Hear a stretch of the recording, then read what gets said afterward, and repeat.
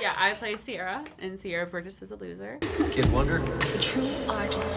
Loser. Sierra Burgess is a loser. You are a magnificent beast. She's just like this very smart, kind of nerdy girl, like trying to find her place in the world, and her whole world kind of turns upside down when she meets this cute boy and sort of has to reevaluate the way that she views herself and the world around her.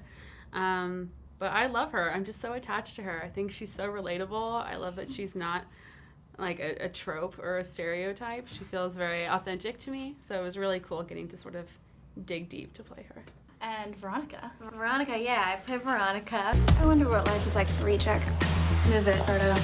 Veronica. Frodo is from Lord of the Rings. You're thinking of Quasimodo, the Hunchback of Notre Dame? I meant looking at you makes me want to gouge my eyes out.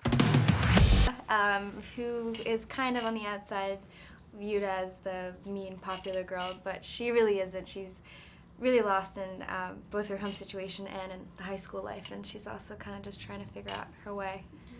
Yeah, I love that there's so many layers to each of the characters. It's complicated, and you kind of see like why a bully would bully. What advice do you have for someone who's maybe a young girl facing bullies, and with the lens of like maybe they're going through something too?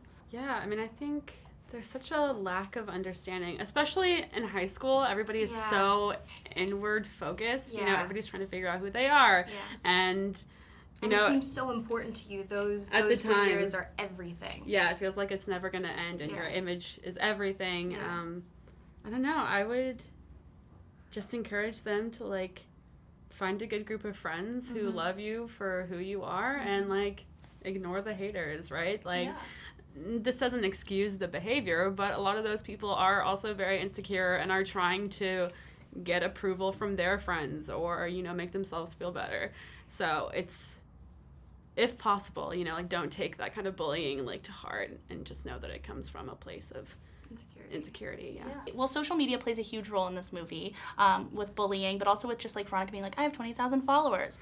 What would you say to somebody who's like defined their worth by their Instagram follower count? And like, you know, don't do it. It doesn't mean as much as you think it does. Yes. You know, like better to have like 2 amazing friends than like 2 million followers. Exactly. You know. And obviously Veronica and Sierra are unlikely best friends, but they come together. Do you kind of want to talk about like the girl power in this movie? Yeah, I really love that. You know, like on the surface, it is like a rom-com. It's like a love story, but like I really love the love story between Sierra and Veronica too, because I think both of them really have to sort of reconsider the way that they've been living their lives, you know, and come to terms with like the uglier parts of themselves.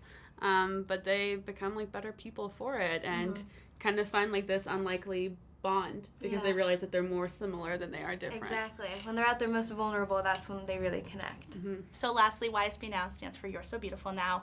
What does inner beauty and the word beautiful mean to you guys? It's loaded, I know. It's a great question. Yeah, I don't know. I think when I meet a beautiful person, they're kind and, you know, selfless, like put others before themselves, and, you know, follow the golden rule, like treat others how you want to be treated.